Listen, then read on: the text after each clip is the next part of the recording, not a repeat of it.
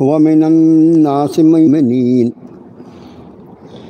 يخادعون الله والذين آمنوا وما يخدعون إلا أنفسهم وما يشعرون في قلوبهم مرض فزادهم الله مرضا ولهم عذاب أليم بما كانوا يكذبون وإذا قيل لهم لا تفسدوا في الأرض قالوا إنما نحن مصلحون ألا إنهم هم المفسدون ولكن لا يشعرون وإذا قيل لهم آمنوا كما آمن الناس قالوا أنؤمن كما آمن السفهاء ألا إنهم هم السفهاء ولكن لا يعلمون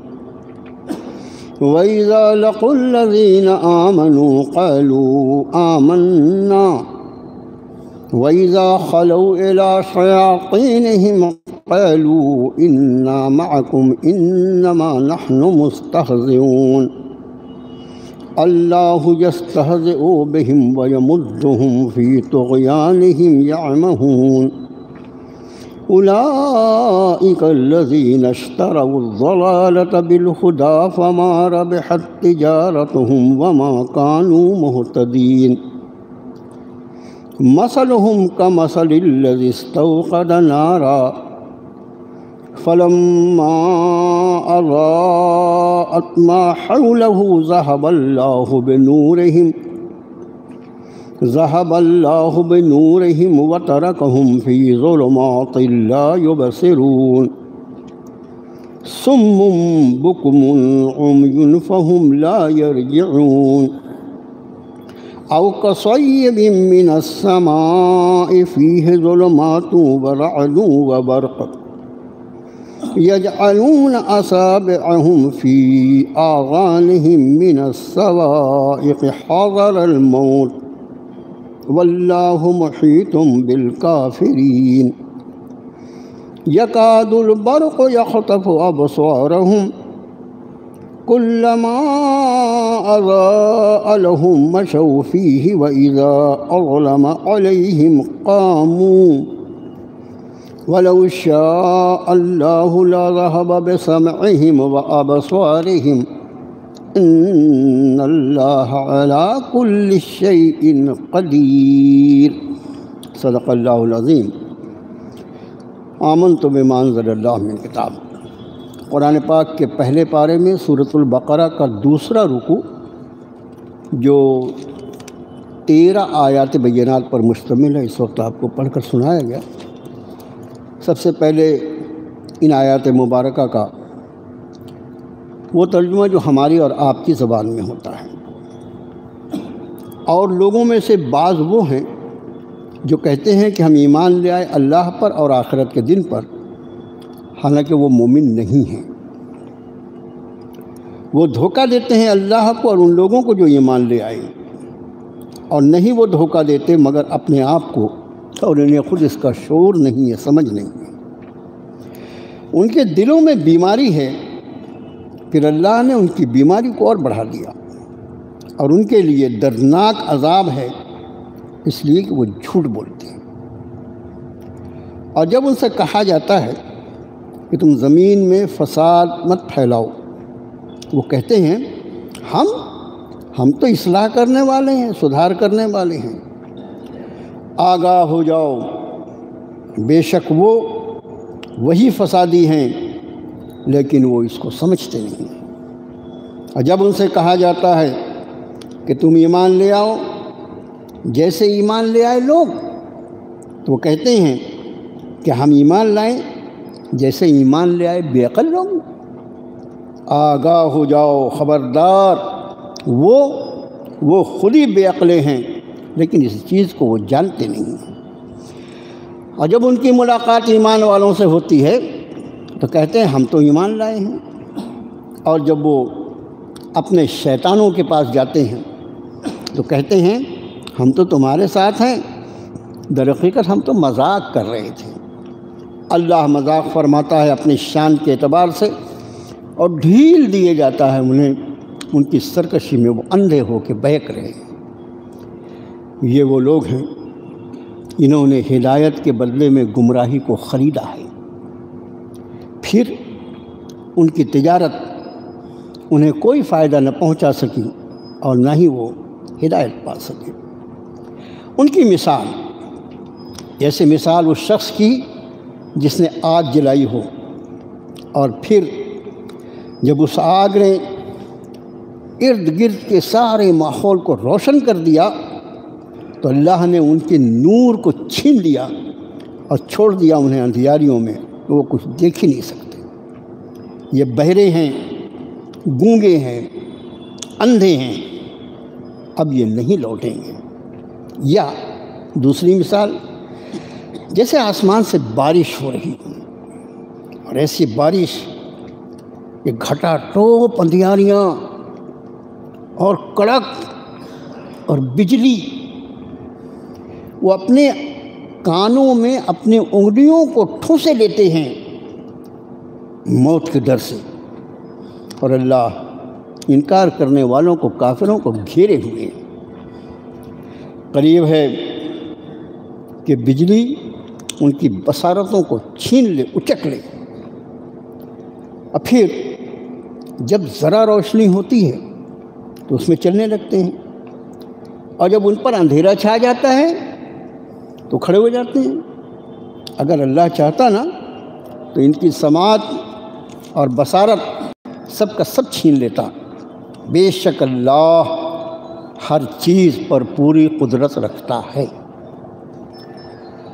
یہ ہے ان 13 آیات بینات کا ایسا ترجمہ جو میرے جیسا کم پڑھا لکھا آدمی کر سکتا تھا۔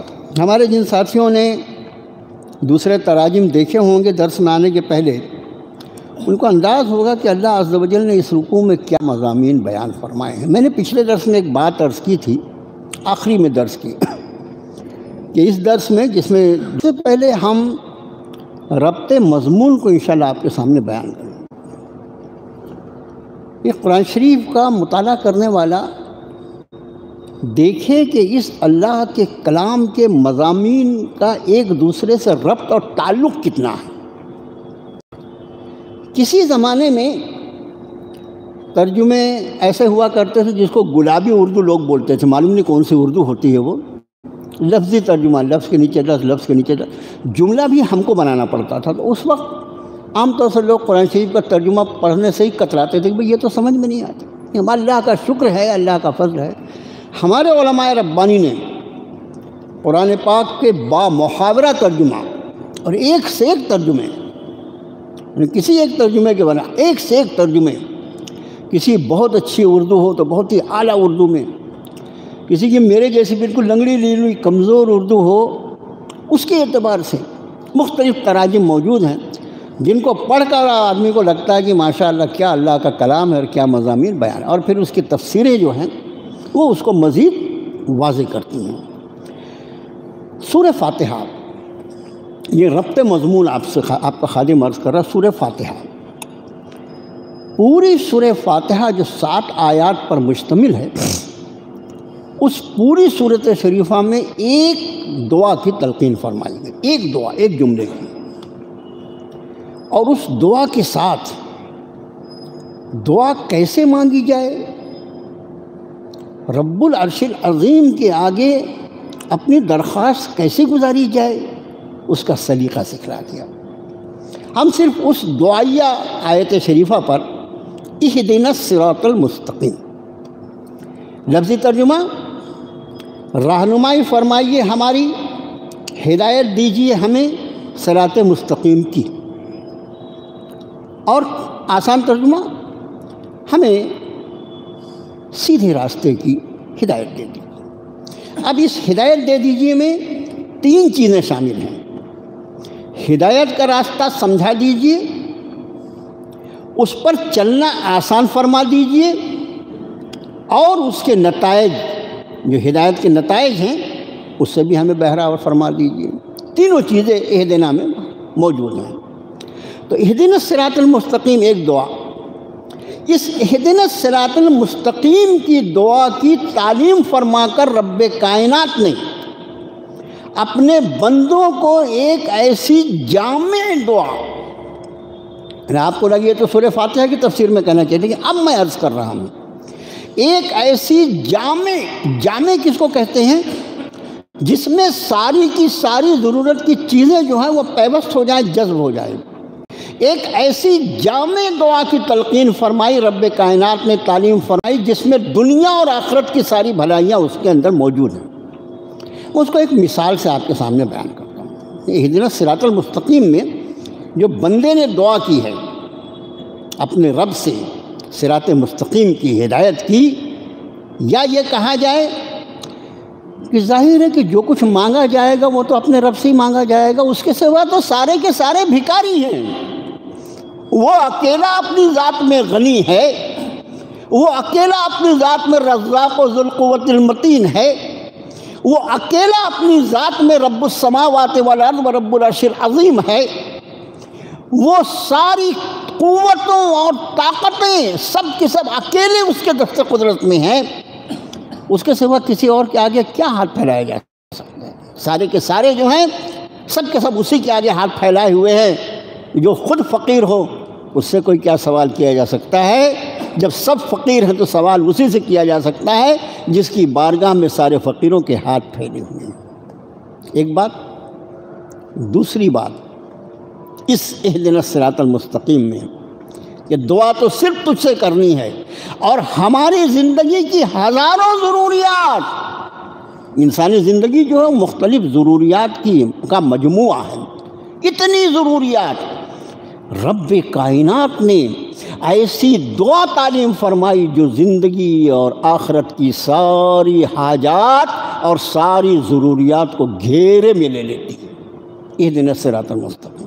مثلا میں نے آپ ایک مثال سے سمجھیے، انسان کی جتنی ضرورتیں ہیں ان ساری ضرورتوں کا پورا کرنا اسی کے دست قدرت میں ہے، اور ان ساری ضرورتوں کے پورا کرنے کے جائز اور حلال راستے اس نے اللہ نے زمین پہ رکھ دیے۔ اس میں سے ان ضرورتوں میں سے ہماری سب کی مشترک ضرورت بھوک لگتی ہے نا، بھوک لگ گئی۔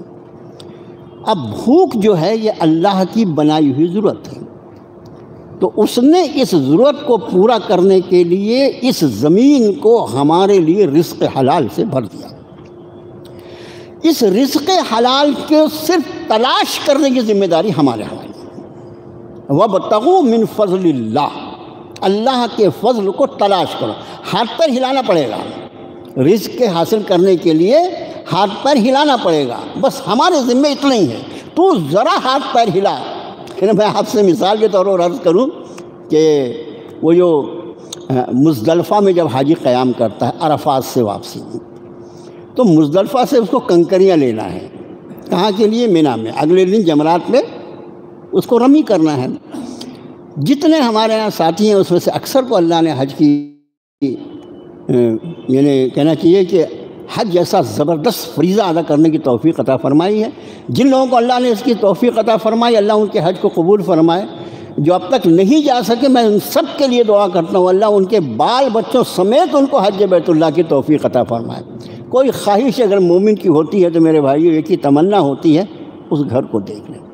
جس نے دیکھا ہے اس کی تمنا نہیں دیکھنے والے سے زیادہ ہوتی۔ اس گھر میں کچھ ایسا، مزدلفہ میں جب اس کو کنکریاں جمع کرنی ہوتی ہے تو اس کے لیے کتنی محنت کرنی پڑتی ہے۔ ذرا ریت کو ہٹایا، سارے حاجی جو ہوں گے وہ انشاءاللہ میری اس بات پر یقینی طور پر میرے ساتھ ہوں گے کہ ذرا سا ریت کو ہٹایا اور وہاں کنکری اس کو مل جاتی ہے۔ کوئی ذرا ریت کو ہٹانا ہے، خالی اتنی محنت تو کر۔ اب ریت اپنے کنکریاں آسمان سے اتر کے تھوڑی ہمارے احرام پہ گریں گی، تھوڑا سا ہاتھ لگایا۔ ایسا ہی رزق ہے، وابتغوا من فضل اللہ، اپنے فضل کو میں نے تیرے لیے زمین پر پھیلا دیا ہے، تو خالی ذرا ہاتھ پر ہلا، میں تیرا روزی تیرے پہنچا دوں گا۔ اب اس رزق کے حاصل کرنے کا ذریعہ حلال ہونا چاہیے، رزق حلال۔ اور یہ رزق حلال جو ہے، اس رزق حلال کو چونکہ اس کی ضرورت اللہ نے بنایا ہے، اس لیے اس رزق حلال کا حاصل کرنا عبادت، اس رزق حلال کا استعمال کرنا عبادت، اس رزق حلال کو اپنے دوسرے ضرورت مند ساتھیوں تک پہنچا دینا عبادت، سب کا سب عبادت، سب کے سب اہدنا الصراط المستقیم میں شامل۔ لیکن اسی بھوک کو مٹانے کے لیے اس حصول رزق حلال کے علاوہ بھی کئی راستے ہیں۔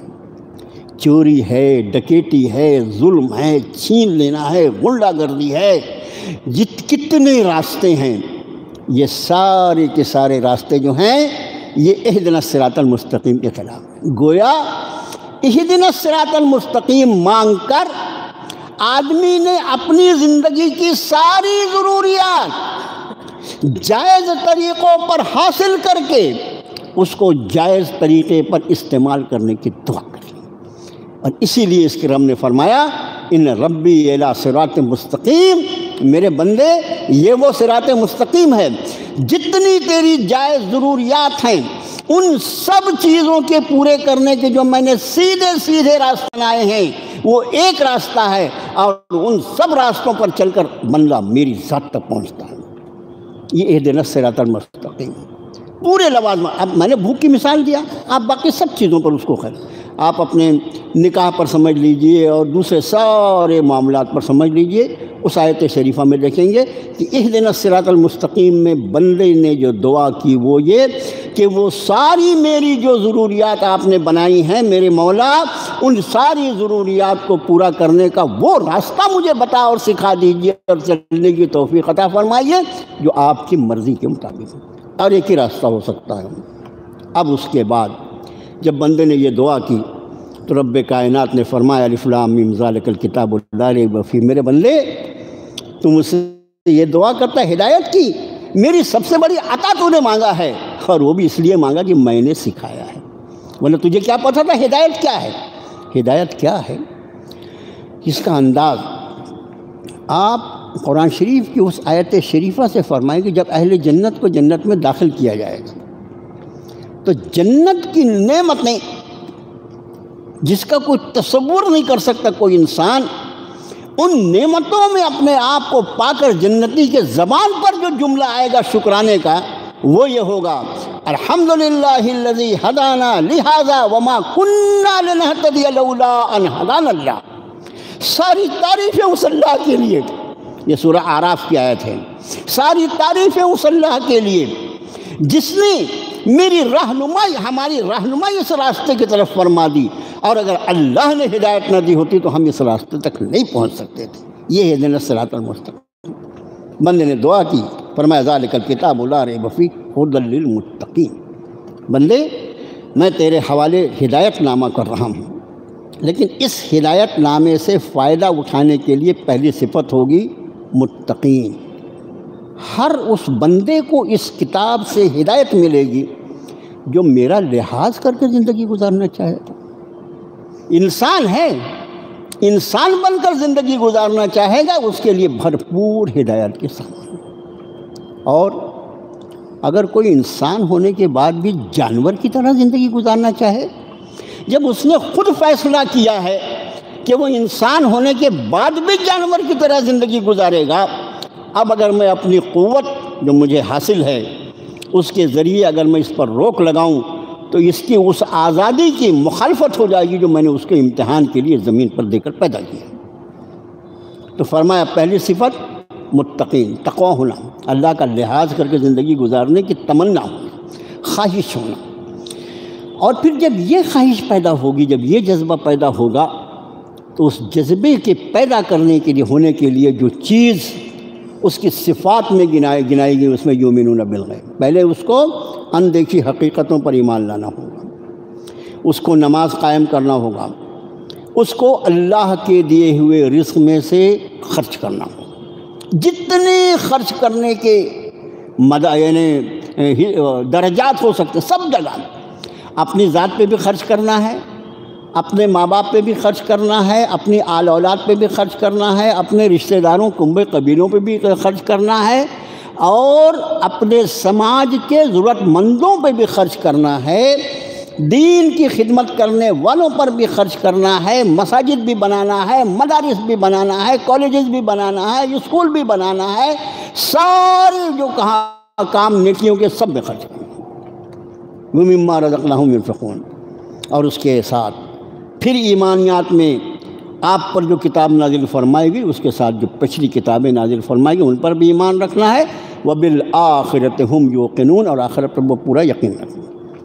یہاں تک اہدنا الصراط المستقیم سے آئے، اور اس کے بعد جن لوگوں کے اندر یہ صفات ہیں، یہ وعدہ یہ فرما دیا کہ اولئک علی ھدی من ربہم واولئک ھم المفلحون۔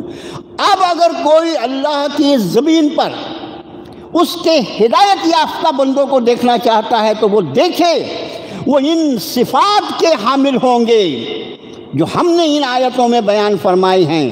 بس جن لوگوں میں یہ صفات پائی جائیں گی وہی ہدایت یافتہ ہوں گے، ان کے سوا تم کسی کو نوبل پرائز دے دو، تم کسی کو گینز بک میں اس کا نام لکھ دو، یا گینز بک کے اوپر بھی کوئی اور بڑی بک بناؤ اس میں بھی اس کا نام لکھ دو، اس کے لیے 2-4 ہزار فٹ کی کوئی اس کی تصویر بنا ڈالو، کچھ بھی کر ڈالو، یہ تمہارے پیمانے ہیں، جھوٹے پیمانے ہیں۔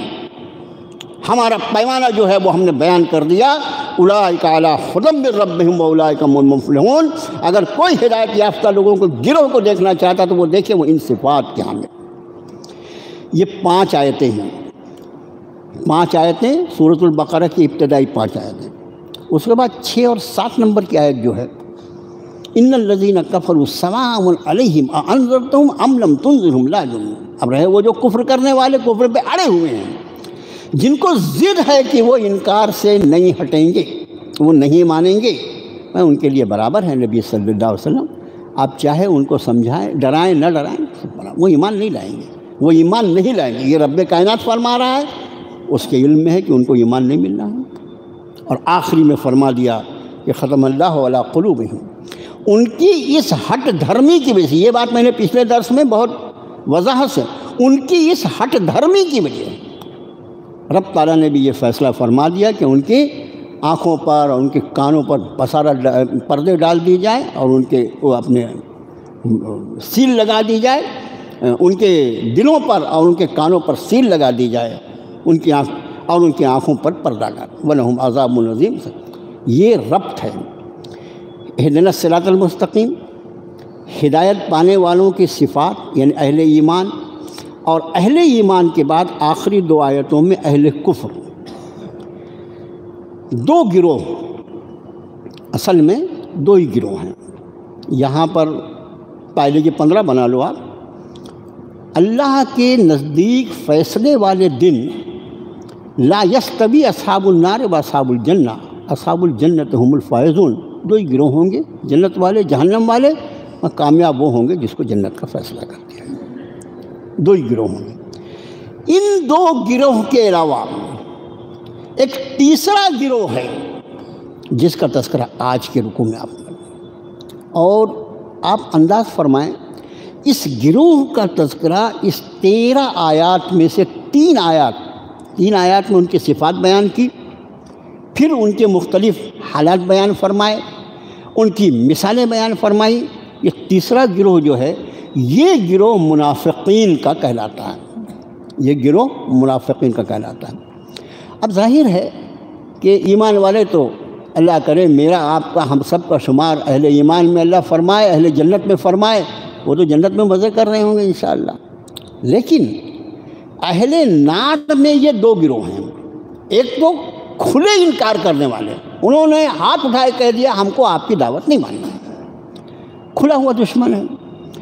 دوسرے وہ لوگ ہیں جنہوں نے دنیا کے مفاد کے لیے، یہ لفظ یاد رکھو، دنیا کے فائدے کے حاصل کرنے کے لیے انہوں نے یہ فیصلہ کیا کہ اس وقت چونکہ اسلام ہر طرف ہے، اگر ہم کو اس اسلام کا فائدہ اٹھانا ہے تو ہمیں لامحالہ مسلمانوں کی صورت اختیار کرنی پڑے گی، مسلمانوں کی صورت اختیار کرنی پڑے گی، اور اگر ہم نے یہ صورت اختیار نہیں کی، ہم نے کھل کر اگر ان کا انکار کیا تو آج کی تاریخ میں ہم ان کا مقابلہ نہیں کر سکیں گے۔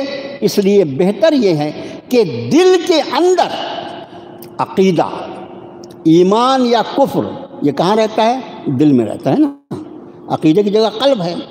تو دل کے اندر اپنے کفر کو چھپا کر دنیا کے ذلیل مقاصد کو حاصل کرنے کے لیے اپنی شکل مسلمانوں جیسی بنا لی جائے، تاکہ ہمیں ان کی صفوں میں جگہ مل جائے، اور جب ہم ان کی صفوں میں بیٹھ کر کے لائق رہیں گے تو ان کی مخالفت کرنے کے لیے یا ان کو خنجر گھونپنے کے لیے ہم کو آسانی ہوگی ان کھلے دشمنوں کے مقابلے میں۔ اس گروہ کو قرآن منافقین کہتا ہے، اور آج کے رکوع میں ان منافقین کا تذکرہ۔ میں نے سوچتا ہوں میرے سبھی بھائی یہ سمجھ گئے ہوں گے کہ میں نے اتنا ربط مضمون کیوں بیان کیا۔ یہ گروہ اہل نار جو ہیں جہنم کے 7 طبقات ہیں، لہا 7 ابواب لکل باب منہم جزء مقسوم۔ جہنم کے 7 طبقات ہیں اور ہر حصے کے لیے الگ دروازہ بنا ہوا ہے۔ ان 7 طبقات میں سب سے بدترین طبقہ جو ہوگا وہ نیچے والا ہوگا، اس لیے کہ یہ تو تنزل ہے نا، یہاں پر جنت کے اعلیٰ درجات جو ہوں گے نیچے کی جنت سے شروع ہو کر اوپر کے درجات جو ہوں گے وہ بلند و بالا ہوں گے، لیکن یہاں جہنم ہے، یہاں جتنے نیچے جائے گا اتنے طبقات خطرناک آئیں گے۔ تو سب سے خطرناک طبقہ جو ہوگا وہ آخری والا ہوگا، اور قرآن نے سورہ نساء میں فرمایا ان المنافقین فی الدرک الاسفل من النار۔ یہ منافقین جو ہوں گے یہ جہنم کے نچلے ترین طبقے میں ڈالے جائیں گے۔ محدثین اور مفسرین فرماتے ہیں اس آیت شریفہ کی روشنی میں کہ نچلا ترین طبقہ ان منافقین کے لیے ہوگا، اور ابلیس جیسی شخصیت مردود جو ہوگا وہ بھی درجے کے اعتبار سے ان کے اوپر کے درجے میں۔ اس سے انداز کریں کہ یہ منافقت جو ہے یہ اللہ کے نزدیک کتنی ناپسندیدہ چیز ہے۔ اور کیوں نہ ہو میرے بھائیوں، کس کو دھوکہ دے رہے ہیں؟ قرآن فرمایا یخادعون اللہ والذین آمنوا، اللہ کو دھوکہ دیتے ہیں، وہ ان کو بھی یہ یقین ہوگا کہ اللہ کو تو ہم دھوکہ دے نہیں سکتے، ایمان والوں کو، اور صرف ایمان والوں کو نہیں، ایمان والوں کے سردار جناب محمد الرسول اللہ صلی اللہ علیہ وآلہ وسلم کی ذات عالی کو، جس کے لیے قرآن نے فرمایا کہ بالمؤمنین رؤوف الرحیم، ایمان والوں کے لیے انتہائی شفقت لیے ہوئے اور انتہائی رحمت لیے ہوئے ذات ہے جناب محمد الرسول اللہ صلی اللہ علیہ وسلم کی، ان کو دھوکہ دے رہے ہیں۔ اس لیے ان منافقین کا ٹھکانہ، مطلب بعد میں کہیں موقع رہے نہ رہے، وقت درس کا پورا ہو جائے، اس لیے پہلے عرض کر دیا، ان کا ٹھکانے کے اعتبار سے قرآن نے یہ فیصلہ صادر فرمایا کہ یہ منافقت کرنے والے، یہ منافق لفظ جو ہے اس کا اردو میں ترجمہ کیا جاتا ہے دوغلا۔ دوغلا مطلب اس کا ظاہر کچھ باطن کچھ۔ ظاہر ہے کہ ان کی صفت کیا تھی؟ باطن میں کافر اور ظاہر میں مومن، ظاہر میں مسلمان مومن اور باطن میں کافر۔ تو یہ دو یعنی ایک دوہری صفت ایک انسان کی، یہ ہمیشہ خیال رکھو، یہ ایمان کی مومن کی مومنانہ صفات کے خلاف ہے دوغلا پن۔ مومن کی شان یہ ہوتی ہے کہ جو کچھ اس کے زبان پر ہوتا ہے وہ اس کے دل میں ہوتا ہے، مومن کی شان یہ ہوتی ہے۔ اب مفسرین نے اس پہ بحث کی کہ آیا وہ منافقت جو ہے وہ ابھی بھی موجود ہے نہیں موجود ہے، تو اس پر صرف 2 جملے یاد رہیں کہ اس درجے کی منافقت، اس لیے کہ انہوں نے دھوکہ کس کو دیا؟ جناب رسول اللہ صلی اللہ علیہ وسلم کو، حضرات صحابہ کو، جن کے جیسے لوگ کبھی نہیں دنیا میں پیدا ہوں گے۔ اس لیے وہ درجے کی منافقت جو ہے وہ تو دنیا میں نہیں پائی جائے گی، مگر دوغلی صفات اور منافقانہ صفات جو ہیں احادیث مبارکہ میں اللہ کے رسول صلی اللہ علیہ وسلم نے ان کا ذکر فرمایا کہ یہ اور یہ اور یہ صفت جو ہے یہ مومن کی شایان نشان نہیں، بلکہ یہ تو کسی منافق کے اندر ہو سکتی ہے۔ وہ جو منافق کیا کرتے تھے اس میں سے چند کو 2 الگ الگ احادیث کو ایک ساتھ ملا کر میں چند کا تذکرہ آپ سے کر دوں۔ بات کریں تو جھوٹ بولیں، مومن منافق کی صفت اللہ کے رسول صلی اللہ علیہ وسلم نے فرمایا بات کریں تو جھوٹ بولیں، اس کا معنی جھوٹ بولنا مومن کی صفت ہے۔ میں آپ سے اللہ کا واسطہ دے کے کہتا ہوں، اپنے آپ کو اس کا پابند کرو، میں جھوٹ نہیں بولوں گا۔ کیا ہو جائے گا؟ کوئی ہماری گردن مار دے گا؟ یہ کسی سے وعدہ کیا، بھول گئے، وعدہ نہیں یاد رہا، معاف کیجیے گا، میں بھول گیا تھا، ذہن میں نہیں رہا، آپ بھی مجھے معاف کر دیجیے، اور اب میں انشاءاللہ اس کام کو کر دیتا ہوں، کوئی بات نہیں۔ سامنے والا ہمارا گلا تھوڑی دبا دے، نہیں، اس کو زبردستی اس پہ جھوٹ بولنا، مجھے تو یاد تھا، میں نے تو کر دیا تھا، میں نے تو یہ کیا تھا، میں نے تو وہ کیا تھا، میں نے اس کو فون کر دیا تھا، بیکار کی بات۔ تو ایک صفت یہ ہوتی ہے منافق کی کہ بات کرے تو جھوٹ بولے، دوسری صفت اس کے پاس امانت رکھی جائے تو اس میں خیانت کرے، استغفر اللہ۔ ابھی ہمارے حافظ صاحب نے جو آیت شریفہ پڑھی، ان اللہ یامرکم ان تؤدوا الامانات الی اہلہا، امانت جو اس کا حقدار ہے اس تک پہنچا دو، اس میں خیانت کبھی نہیں کرنا۔ ساری چیز، کسی جگہ کا صدر، سیکرٹری، ممبر، ٹریزرر ہو، یا کسی مومن نے ہم سے کوئی مشورہ کیا ہے، اس کا وہ مشورہ کرنا بھی امانت میں شامل ہے۔ کسی نے مشورہ کیا پھر دوسروں کو بتاتے پھر رہے ہیں، وہ فلاں نے سب بولا، ٹھکانے لگے، امانت میں خیانت کرنا۔ تیسری صفت اس کی یہ بیان فرمائی آپ صلی اللہ علیہ وسلم نے کہ جب جھگڑا ہو تو گالیاں بکنا شروع کر دیں، گالیاں، اللہ مجھے معاف فرمائے۔ گالیوں کے اعتبار سے تو میرا اور آپ تجربہ جو ہے، کوئی نابینا آدمی اگر کسی گاڑی پہ بیٹھ کر یا کسی کے ساتھ پیدل گزر رہا ہو، مسلم علاقے جو ہیں اس وقت اپنی بد زبانی اور بد کلامی اور فحش کلامی کی وجہ سے پہچانی جاتی ہیں۔ ایسا حال ہے کہ کہیں بیٹھو 5 منٹ 10 منٹ کے لیے کہیں کسی کے ساتھ بیٹھ جاؤ، آزو بازو بیٹھے ہوئے لوگوں کا طرز کلام ایسا کہ ایسا لگے کانوں میں انگلیاں ٹھونس لی جائیں، گالی گلوچ کے سوا اس کی بات نہیں ہوتی۔ اللہ کے رسول صلی اللہ علیہ وسلم نے فرمایا کہ جب گالیاں عام ہو جائیں گی تو اللہ تعالیٰ میری امت کو وحی کے برکات سے اس کے وحی کے برکات کو اٹھا لے گا۔ وحی ربانی کی برکات کو ہٹنے کی وجہ ہماری بد کلامی، ہمارا گالی گلوچ ہے، اور یہ گالیاں حد ہو گئی کہ جس کے لیے اللہ کے رسول صلی اللہ علیہ وسلم نے اس کو آدھا دین فرمایا، اس کی بیوی اپنی بیوی کو گالیاں بکتے اسے شرم نہیں آتی؟ دین، اس کو تیرے نبی نے آدھا دین کہا ہے، کوئی اپنے دین کو گالی بکتا ہے کیا؟ اور جو گالیاں تو اس کو بکتا ہے اور اس کے بعد اگر وہ مزوری کرے تو یہ کہتا ہے کہ مزوری کرتی ہے، اور وہی گالیاں جو تو نے اپنی بیوی کو دیا ہے اگر کوئی تجھے سڑک پر دے دے تو اس کو قتل کرنے کو تیار ہو جائے۔ تو آپ نے فرمایا وہ کہ اگر کسی سے جھگڑا ہو تو گالیاں بکے، وغیرہ وغیرہ وغیرہ، بہت ساری اس میں رکوع پر طرف آئیں۔ رب تعالیٰ نے فرمایا وَمِنَ النَّاسِ مَن يَقُولُ آمَنَّا بِاللَّهِ وَبِالْيَوْمِ الْآخِرِ وَمَا هُم بِمُؤْمِنِينَ، لوگوں میں کچھ ایسے ہیں جو کہتے ہیں کہ ہم ایمان رکھتے ہیں اللہ پر اور آخرت کے دن پر، اور وہ ایمان والے نہیں۔ ارے انہوں نے کیا اقرار کیا؟ ہم ایمان لاتے ہیں اللہ پر اور آخرت کے دن پر، پھر بھی رب نے فرمایا وہ ایمان والے نہیں۔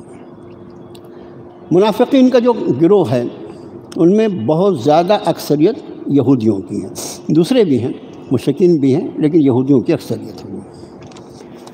انہوں نے کہا کہ ہم اللہ اور آخرت کو مانتے ہیں، لیکن اللہ اور آخرت کو ماننے سے ایمان نہیں ہوتا، اس میں رسالت کا ماننا بھی ضروری ہے۔ آپ سمجھ گئے؟ سیدھی سی بات۔ عیسائیت میں رب نے فرمایا وَمَا هُم بِمُؤْمِنِينَ، اپنے اس دعوے ایمانی کے بعد بھی وہ مومن نہیں ہے، اس لیے کہ انہوں نے صرف اللہ اور آخرت کو ماننے کا کہا۔ اور ظاہر ہے کہ جناب رسول اللہ صلی اللہ علیہ وسلم کی رسالت کو وہ انکار کر رہے تھے اناد اور دشمنی کی وجہ سے۔ یہ بنو اسماعیل میں کیوں آئے؟ اگر یہ بھی بنو اسحاق میں ہوتے تو ہم ان کو مان لیتے۔ تو چونکہ انہوں نے رسالت کا انکار کیا، اور ہر وہ شخص جو قرآن شریف کو پڑھے اس کے سامنے یہ حقیقت آئے گی کہ رب تعالیٰ نے جو 3 بنیادیں دین کی رکھی ہیں، ایمان کی رکھی ہیں، ان 3 بنیادوں میں عقیدہ توحید ہے، عقیدہ رسالت ہے اور عقیدہ آخرت ہے۔ ان تینوں میں سے کسی ایک عقیدے کو بھی آدمی نہیں مانے گا تو کسی بھی طرح مومن ہو ہی نہیں سکتا۔ آگے فرمایا یخادعون اللہ والذین آمنوا، یہ دھوکہ دیتے ہیں اللہ کو اور ان لوگوں کو جو ایمان لے آئے، وما یخدعون الا انفسهم وما یشعرون، وہ اپنے آپ کو دھوکہ دے رہے ہیں لیکن وہ جانتے نہیں ہیں۔ یہ سوچنے کی بات ہے کہ اللہ کی ذات کو معاذ اللہ کو دھوکہ دے دے گا، استغفر اللہ، ممکن ہی نہیں ہے، عالم الغیب والشہادہ ہے۔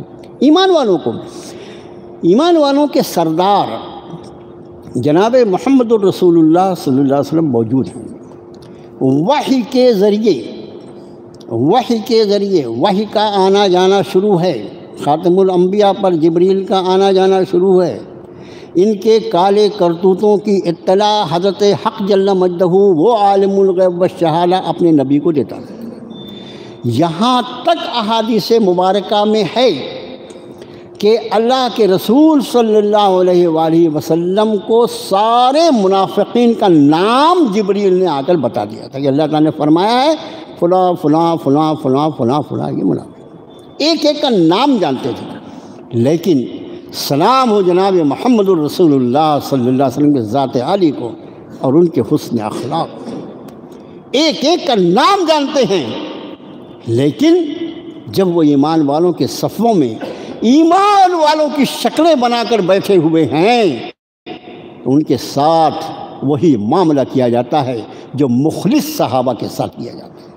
یہ کمال ہے نبی کریم صلی اللہ علیہ وسلم کا حسن اخلاق۔ میرے بھائیوں، موقع نہیں ہے، ورنہ آخری یعنی حیات طیبہ کا وہ حصہ جس میں آپ پر جادو کروایا گیا، وہ سورہ فلق سورہ ناس وغیرہ کی تفسیروں میں بہت مل جائے گا آپ کو وہ سارا واقعہ، وہ بھی ایک یہودی نے کروایا تھا، اور وہ یہودی منافق تھا، موجود رہتا تھا آپ کی مجلس میں آخری تک۔ یہ کبھی آپ نے اس کو یہ نہیں کہا کہ اے شخص تو نے یہ کیوں، کبھی نہیں کہا۔ ایسے اخلاق اس نبی کے ہم امتی ہیں۔ ہمارے اخلاق بھی ذرا دیکھو، ہمارے بیوی بچوں کے ساتھ ہمارے اخلاق، ہمارے پڑوسیوں کے ساتھ ہمارے اخلاق، ہمارے بھائی بہنوں کے ساتھ ہمارے اخلاق، ذرا کسی سے رنجیدگی ہو جائے، رنج پہنچ جائے، تکلیف پہنچ جائے تو زندگی بھر کے لیے تعلق توڑنے کے لیے تیار، اس کے بعد بھی ماشاءاللہ کیا دیکھنا ہے۔ تو فرمایا فی قلوبہم مرض، ان کے دلوں میں بیماری ہے۔ میں نے اس کے پہلے عرض کیا ایمان اور کفر کہاں رہتے ہیں؟ قلب میں۔ فرمایا فی قلوبہم مرض، جس طرح ایمان کی جگہ قلب ہے اسی طرح نفاق کی جگہ بھی قلب ہے، فرمایا ان کے دلوں میں بیماری ہے۔ فزادہم اللہ مرضا، جب انہوں نے ایک روگ پالا تو پھر اللہ نے ان کی ان گناہوں کے سبب ان کے مرض کو اور بڑھا دیا۔ وَلَهُمْ عَذَابٌ عَلِيمٌ بِمَا كَانُوا يَكْذِبُونَ، ان کے جھوٹ کی وجہ سے انہیں دردناک عذاب دیا جائے گا۔ وَإِذَا قِيلَ لَهُمْ لَا تُفْسِدُوا فِي الْأَرْضِ، جب ان سے کہا جاتا ہے کہ بھائی زمین میں فساد مت پھیلاؤ، زمین میں فساد مت پھیلاؤ، قالوا انما نحن مصلحون، وہ کہتے ہیں ہم تو اصلاح کرنے والے ہیں۔ فساد اور اصلاح دونوں ایک ساتھ آئے ہیں نا آیت میں، دونوں لفظ ایک ساتھ آئے۔ یعنی قرآن شریف میں اکثر و بیشتر ایسا ہو کہ الفاظ جو ہیں اس کو الگ سے لغت میں جا کے نہیں ڈھونڈنا پڑتا، آیات مبارکہ میں اکثر و بیشتر آپ کو ایسا ملے گا کہ ایک دوسرے کے مخالف لفظ استعمال ہوتے ہیں۔ فساد اور اصلاح دونوں لفظ ایک ساتھ استعمال ہوتے ہیں۔ گویا وہ فساد، پہلی بات فساد کہتے کس کو ہیں یہ سمجھ لیجیے۔ ہمارا فساد کا لفظ جو وہ رائٹ کے لیے استعمال ہوتا ہے، کوئی دو گروہ آپس میں ٹکرا جائیں تو ان کو کہو بھی فساد ہو گیا۔ فساد وہ معنی کس معنی میں لیتے ہیں؟ بہرحال ایک بگاڑ تو سماج کا ہوتا ہی ہے، لیکن عربی زبان جو ہے اس کی وسعت دیکھیے۔ فساد کا ترجمہ ہوتا ہے بگاڑ اور اصلاح کا ترجمہ ہوتا ہے سدھار۔ ان دونوں کی بنیادوں کو آپ سمجھ لیجئے، انشاءاللہ بہت سی آیتیں سمجھنے میں اللہ چاہے تو آپ کو بہت آسانی ہوگی۔ فساد کیسے پیدا ہوتا ہے، فساد کیسے پیدا اور اصلاح کیسے پیدا ہوتی ہے؟ اللہ عز و جل نے جس چیز کو جس مقصد کے لیے پیدا فرمایا، اس کے مقصد کے پیدا کرنے کے مقصد کو اللہ تعالیٰ نے اپنی کتابوں اور اپنی انبیاء کے ذریعے انسان کو بتا دیا کہ فلاں چیز جو ہے اس کا مقصد فلاں ہے۔ عورت پیدا کیا نا عورت کو، تو وہ تیری ماں ہے، وہ تیری بہن ہے، وہ تیری بیٹی ہے اور وہ تیری بیوی ہے۔ اور بیوی جو ہے نا تو ہن لباس لکم وانتم لباس لہن، ایسا تمہارا اس کا رشتہ ہے، وہ تمہارا لباس ہے، تم ان کا لباس ہے۔ ٹھیک ہے، عورت کی یہ سارے مقامات قرآن نے گنائے ہیں نا، سارے مقامات گنائے ہیں۔ اب اس عورت کو اللہ نے اس لیے پیدا کیا، یہ سارے مقاصد جب تک پورے ہوتے رہیں گے انشاءاللہ العزیز اللہ کی زمین پر فساد کی کوئی شکل اصلاح ہوگی۔ کب تک؟ جب تک عورت کو ان مقامات پہ رکھا جائے گا جس مقصد کے لیے اس کے پیدا کرنے والے خالق نے اس کو زمین پر پیدا کیا، لیکن جس دن اس عورت کو ان مقامات سے ہٹا کر اس کو ڈانسر بنایا جائے گا، اس کو طوائف بنایا جائے گا، اس کو آدمی کی بد نگاہی اور بری خواہشات کو پورا کرنے کا صرف ذریعہ سمجھ لیا جائے گا، اس عورت کو جن سے تجارت سمجھ لیا جائے گا، اس عورت کو اپنی تجارت کو بڑھانے کے لیے ایز اے ماڈل استعمال کیا جائے گا۔ یہ ساری چیزوں کے لیے اللہ نے اس کو پیدا کیا نہیں نا۔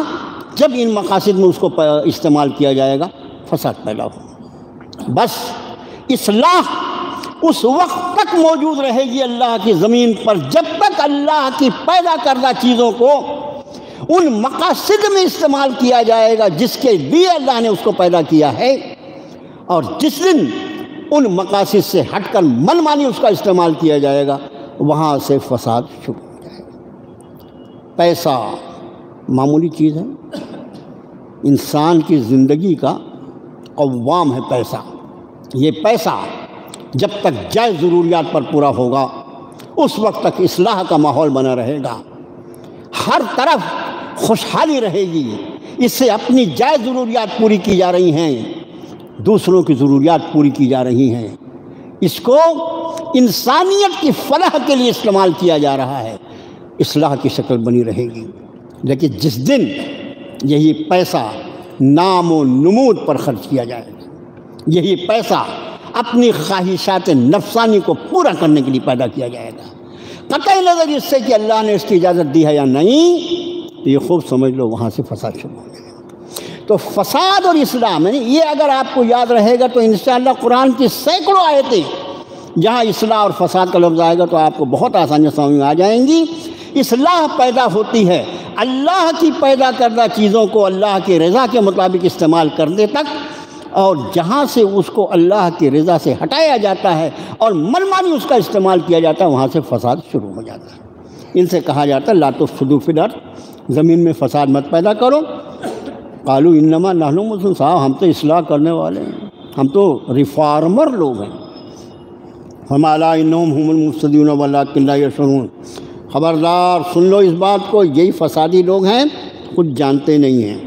وَإِذَا قِيلَ لَهُمْ آمِنُوا، اب ذرا اس آیت کو دیکھیے، وَإِذَا قِيلَ لَهُمْ آمِنُوا كَمَا آمَنَ النَّاسِ، جب ان سے کہا جاتا ہے کہ تم بھی ایمان لاؤ جیسے ایمان لائے ہیں لوگ۔ یہ لوگ سے مراد کون ہے بھائی؟ وہ میرا ان لوگ جیسے نہیں آپ بتاؤ والا طریقہ ہے، میں نہیں اختیار کر سکتا۔ یہ ناس سے مراد صحابہ ہیں۔ جب ان سے کہا جاتا ہے کہ تم ایمان لاؤ کما آمن الناس، جیسے یہ لوگ ایمان لائے، یہ لوگ کون ہیں؟ یہ اصحاب رسول ہیں، یہ اصحاب رسول یہ جیسے ایمان لائے ہیں ان سے کہا جاتا تم ایسے ایمان لاؤ جتنے وہ مخلص مومن ہیں، جس طرح ان کے جسم کے رگ رگ میں ایمان پیوست ہو گیا ہے، ان کے قلب میں اللہ نے ایمان دیا، اور قلب جو ہے وہ پورے جسم کو کنٹرول کرتا ہے، وہ نور ایمانی ان کے رگ رگ میں جیسے پیوست ہو گیا، انسان ہونے کے بعد بھی ان کا وجود جو ہے وہ سراپا نور بن کے رہ گیا۔ ایسے ایمان لاؤ جیسے یہ صحابہ ایمان لائے ہیں، تو وہ کیا کہتے ہیں؟ قالوا انؤمن کما آمن الصفوہ، ہم ویسے ایمان لائیں جیسے یہ بیوقوف لوگ ایمان لائیں۔ استغفر اللہ، الا انہم هم الصفہاء ولکن لا یعلمون، آگاہ ہو جاؤ یہ خود ہی بیوقوف ہیں۔ اب یہاں پر میرے بھائیو ایک بات جو بہت سمجھنے کی، ہمارے جو اعمال ہیں سارے اعمال جو ہیں وہ نبی کریم صلی اللہ علیہ وسلم کی مختلف سنتوں کے پورا کرنے کا نام عمل ہوتا ہے۔ بیٹھنا ایسے ہے، کھڑا ایسے ہونا، کھانا ایسے کھانا، لیٹنا ایسے ہے، ٹھیک ہے نا؟ سارے کام سنت کیوں؟ یہ سنتیں کس سے سیکھیں؟ حضرات صحابہ کے ذریعے۔ ذریعہ کون بنا ہم تک پہنچانے کا؟ حضرات صحابہ نے آپ کی ذات عالی کو جیسا کرتے ہوئے دیکھا، حضرات صحابہ نے اسی طرح عمل کیا۔ یہی وجہ ہے کہ دین کے جو اہم ستون ہیں اس میں کتاب، سنت اور اس کے ساتھ ہی اجماع صحابہ۔ اجماع صحابہ حضرات صحابہ جس پر مجتمع ہیں، جس عمل پر، اس کو اجماع کہا جاتا ہے، اور یہ مسائل دین کے استنباط کے لیے ایک بہت زبردست ذریعہ ہے۔ اب ہم زندگی کی ظاہری حرکات و سکنات اگر ان صحابہ سے سیکھتے ہیں جنہوں نے رسول اللہ صلی اللہ علیہ وسلم سے ان اعمال کو سیکھا ہے، وہ چاہے ہماری نماز ہو یا ہمارا روزہ ہو یا ہمارا کوئی عمل ہو، تو ظاہر ہے کہ ایمان کس سے سیکھنا پڑے گا؟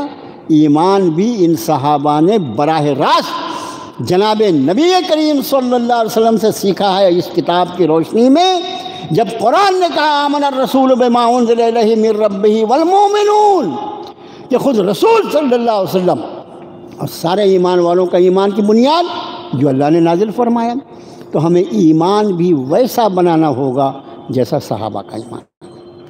آپ سمجھ لیجئے، اور یہ کہنے میں میں کوئی حرج نہیں سمجھتا کہ حشر کے میدان میں لوگوں کے ایمان کو پرکھنے کی کسوٹی جو ہوگی وہ صحابہ کا ایمان ہوگا۔ اس لیے یہاں پر آمن الناس جو فرمایا اس سے مراد صحابہ کی ذات ہے۔ اب آگے وَإِذَا لَقُوا الَّذِينَ آمَنُوا قَالُوا آمَنَّا، ان کی ملاقات جب ایمان والوں سے ہوتی ہیں، ایمان والوں میں طبقات تھے نا، کچھ بہت ہی جید صحابہ میں بھی درجات ہیں۔ ایک بات ہمیشہ میں نے اس کے پہلے بھی عرض کیا، یاد رکھیں کہ حضرات صحابہ میں سب سے بلند ترین مقام جو ہے ان چاروں صحابہ کا ہے جو یکے بعد دیگرے خلفائے راشدین رہے۔ اللہ کے رسول صلی اللہ علیہ وسلم کو خلیفۃ اللہ کہا جاتا ہے، یہ لفظ یاد رکھیں۔ اللہ کے رسول کس کے خلیفہ ہیں؟ اللہ کی ذات عالی، اللہ کے احکام کو نافذ کرتے ہیں۔ اور یہ خلفائے راشدین کس کے خلیفہ ہیں؟ یہ خلیفۃ الرسول کہلاتے ہیں۔ یہ لفظ یاد رکھنا، اللہ کے رسول خلیفۃ اللہ، اللہ کے احکام کو نافذ کرنے والے، اور یہ خلفائے راشدین یہ اللہ اور اس کے رسول کے احکام کو نافذ کرنے والے، اپنا حکم نافذ نہیں کرتے، اس لیے ان کو خلیفۃ الرسول کہا جاتا ہے، خلیفۃ اللہ نہیں کہا جاتا۔ ان چاروں صحابہ میں بھی افضل ترین مقام سیدنا ابوبکر صدیق کا، جس سیریل میں خلافت ہے نا، سب سے اعلیٰ ترین مقام صدیق اکبر کا، دوسرے خلیفہ حضرت عمر فاروق، تیسرے خلیفہ حضرت عثمان بن عفان، چوتھے خلیفہ حضرت علی بن ابی طالب۔ تو ان کا درجہ، ان چاروں صحابہ کا درجہ جو ہے سارے اصحاب رسول پر سب سے اعلیٰ ترین ہے۔ اس پر اجماع ہے امت کا، فقہائے امت کا اس پر اجماع ہے، یہ چاروں خلیفہ جو ہیں۔ اور اس کے بعد پھر ایک ایک خلیفہ، ایک ایک صحابی جو ہیں وہ الگ الگ، کسی کو آپ نے اپنا رازدار بتایا، کسی کو اپنا امین بتایا، کسی کو آپ نے کچھ بتایا، کسی کو کچھ بتایا، وہ ان کی الگ وہ ہیں۔ عشرہ مبشرہ ہے، 10 صحابہ جو ہیں وہ 10 قابل ہے۔ اسی طرح اصحاب بدر جو ہیں جنہوں نے بدر میں حصہ لیا، اسی طرح جنہوں نے اپنے صلح حدیبیہ کے موقع پر جنہوں نے آپ صلی اللہ علیہ وسلم کے دست مبارک پر بیعت کی، بیعت رضوان میں جنہوں نے حصہ لیا، یہ الگ الگ مقامات صحابہ کے ہیں، لیکن ان سب کے بعد بھی سب سے اعلیٰ ترین مقام جو وہ 4 خلفاء کا ہے۔ وَإِذَا لَقُوا الَّذِينَ آمَنُوا قَالُوا، یہاں پر یہ بتانے کی ضرورت تھی کہ جب ان بڑے لوگوں سے ملاقات ہوتی، حضرت ہم تو ایمان لائے، ہم تو ایمان لائے ہیں۔ آپ کو بتائیں ہم ایمان لائے، ہم ایمان لائے، ابو ہریرہ کبھی نہیں کہتے تھے، ابو ذر غفاری کبھی نہیں کہتے تھے، سمجھے؟ جو یعنی مخلص صحابہ تھے وہ کبھی نہیں کہتے۔ دھوکہ انہی کو لگا ہوا تھا ہم پہچان میں نہ آ جائیں، ہماری جو خیانت ہے وہ ظاہر نہ ہو جائے، اس لیے جب السلام علیکم ہم ایمان لائے، ہم تو ایمان والے ہیں، میں کسی صحابی کا جملہ نہیں، یہ جب ملتے تو کہتے ہم ایمان لائے۔ وَإِذَا خَلَوْا إِلَىٰ شَيَاطِینِهِمْ، جب اپنے شیطانوں کے پاس جاتے ہیں، یہ شیطانوں سے مراد کیا ہے؟ ان کے سردار۔ شیطان لفظ جو ہے، شیطان، اس کا لغت کے اعتبار سے معنی ہوتا ہے سرکش، ضدی، ہٹ دھرم۔ یہ شیطان کے لغت کے معنی بتا رہا ہوں۔ لفظ شیطان کے معنی لغت کے اعتبار سے ضدی، سرکش، ہٹ دھرم، اڑ جانے والا، اور اس کا سب سے بڑا ترجمہ ہے حق کا مخالف، حق کا مخالف۔ اپنے آپ پر ذرا نگاہ ڈالیں، ہم کہاں کھڑے ہوئے ہیں۔ یہ لفظ شیطان جو آیا ہے یہ کس کے لیے آیا ہے؟